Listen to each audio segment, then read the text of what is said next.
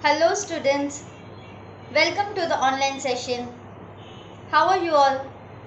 I hope you all are fine and I hope that you all must have watched all the 3 sessions of Science Chapter 2 Components of Food, and I am also sure that you all must have practiced all the worksheets given to you. Today in this video we are going to revise the whole chapter Components of Food. This will help you to learn and remember the concepts properly. Okay, so let's start. Revision of Class 6 Science Chapter 2 Components of Food. We need energy to carry out different activities. We also need different material for growth and development of our body. And these materials required for growth and maintenance of our body are known as nutrients. Food is the basic source of nutrients. The nutritious things which we eat for obtaining the nutrients are known as food. Our food has 5 major nutrients: carbohydrates, fats, proteins, vitamins, and minerals. In addition, our food contain dietary fibers, also known as roughage, and water. All these are together known as components of food. Let us study functions and sources of all the components of food. Carbohydrate. Carbohydrate gives us lot of energy. Therefore, foods containing carbohydrates are called energy giving foods. There are many types of carbohydrates. The main carbohydrates found in our food are in the form of starch and sugar. Various kind of sugars include sucrose, glucose, potable sugar. Starches are present in wheat, rice, bajra, potato, peas, corn, mango, melon, papaya, and sugarcane. Proteins. Proteins are needed for the growth and repair of our body. Proteins are important for various chemical processes going inside our body. These are also important for making bones, muscles, skin, and blood. Therefore, foods containing proteins are called bodybuilding foods. Animal sources of proteins are meat, fish, eggs, milk, paneer. Proteins are also present in the food obtained from plants such as gram, peas. Fats. Like carbohydrates, foods containing fats are also called energy giving foods. But fats contain higher amount of energy than carbohydrates. Animal fats include substances such as meat, fish, eggs, milk, ghee, butter, and cream. Vegetable oils include substances produced from seeds such as coconut oil, soybean oil, mustard oil, nuts, and groundnuts. Dietary fibers. These are also called as roughage. It is not nutrient giving food, but instead it helps in removal of waste material from our body. In this way, dietary fibers helps the body to maintain digestive system healthy. These are obtained from grains, pulses, potatoes, fresh fruits, and vegetables. Water. Water is necessary for obtaining nutrients from food. It is necessary to maintain temperature of the body. The excess temperature is released outside through sweat. It also helps to remove unwanted and harmful substances through sweat and urine. Our body get water from milk, tea, juice. Let us discuss about vitamins. Vitamins help in protecting our body against diseases. Vitamins are of different kinds. Vitamin A, vitamin B complex, vitamin C, vitamin D, vitamin E and K. Vitamin A. Vitamin A keeps our skin and eyes healthy. It also helps in building strong immune system. Sources of vitamin A are carrots, spinach, cheese, milk, mango, papaya and sweet potatoes. Vitamin B. There is also a group of vitamins called vitamin B complex. The vitamin B group includes vitamin B1, vitamin B2, vitamin B6 and vitamin B12. Vitamin B helps the body to turn food into energy. Sources of vitamin B are wheat, rice, nuts, oats, oranges, corns and sunflower seeds. Minerals are needed by our body in small amounts.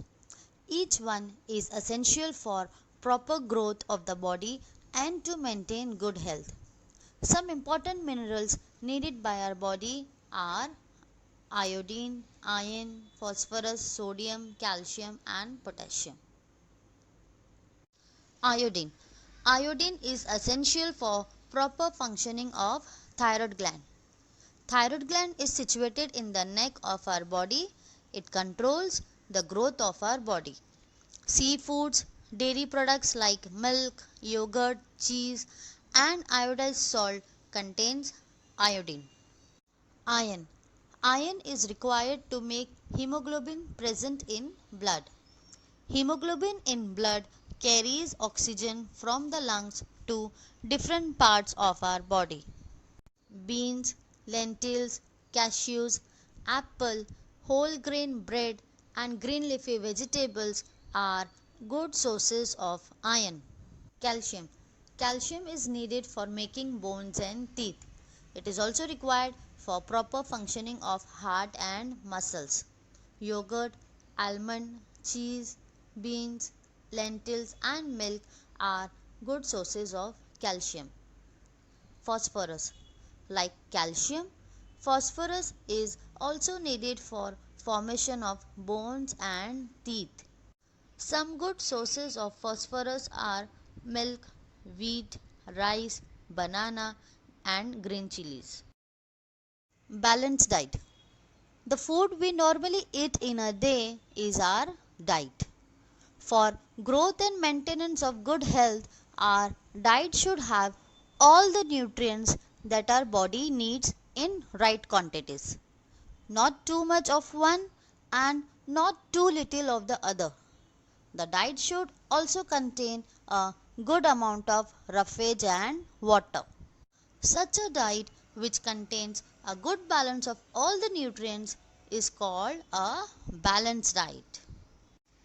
Pulses, groundnut, soya bean, sprouted seeds like moong and bengal gram, fermented foods such as South Indian food, a combination of flours such as thepla made from cereals and pulses, banana, spinach, jaggery, available vegetables and other such foods provide many nutrients.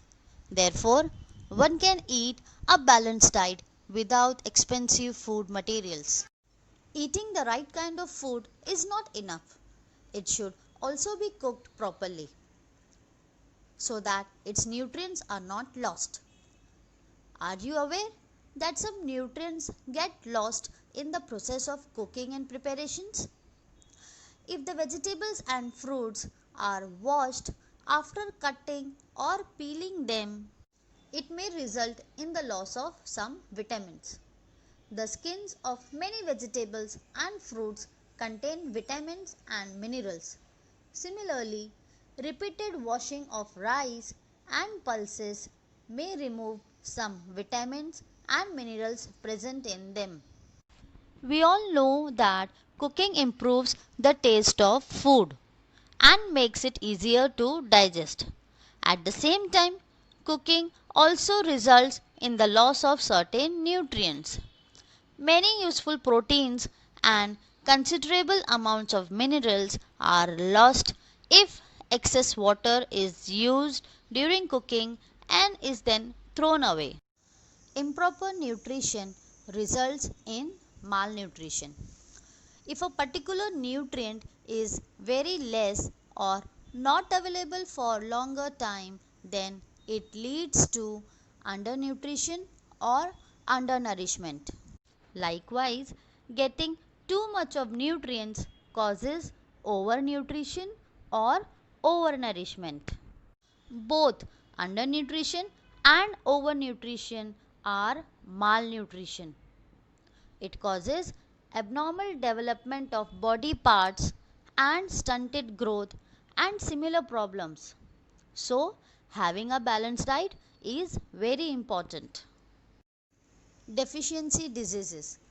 A person may be getting enough food to eat, but sometimes the food may not contain a particular nutrient.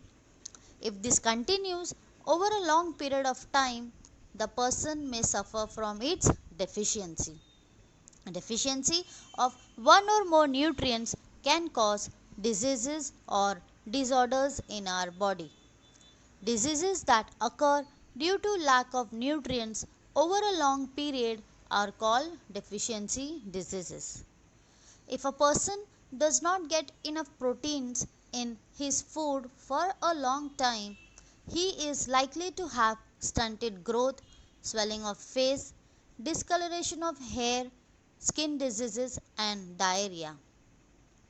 If the diet is deficient in both carbohydrates and proteins for a long period of time, the growth may stop completely. Such a person becomes very lean and thin and so weak that it is even difficult for him to move. Deficiency of different vitamins and minerals may also result in certain diseases or disorders. Let us discuss some of the deficiency diseases. Vitamin deficiency. Deficiency of vitamin A causes poor vision. It also causes night blindness, which may lead to complete blindness. Deficiency of vitamin B1 causes beriberi, a disease which causes weak muscles or very little energy to work. Deficiency of vitamin C causes scurvy, a disease in which there is bleeding of gums and inability of body to heal the wounds, which causes loss of blood and other diseases. Deficiency of vitamin D causes poor absorption of calcium. Therefore, bones becomes soft and weak. The disease is called rickets. Mineral deficiency. Deficiency of calcium causes weak bones and tooth decay.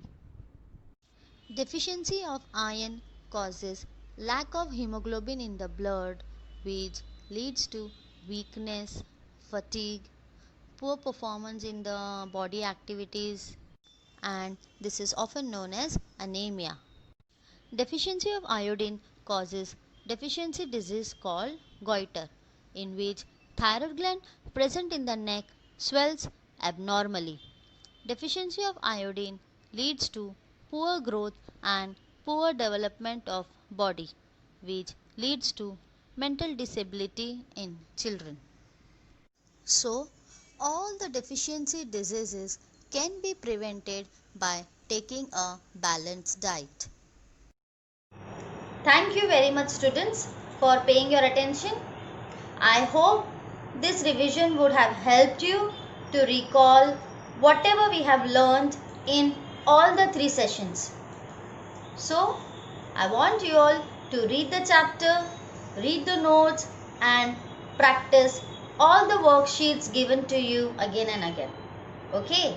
So, meet you in the next video. Take care and goodbye.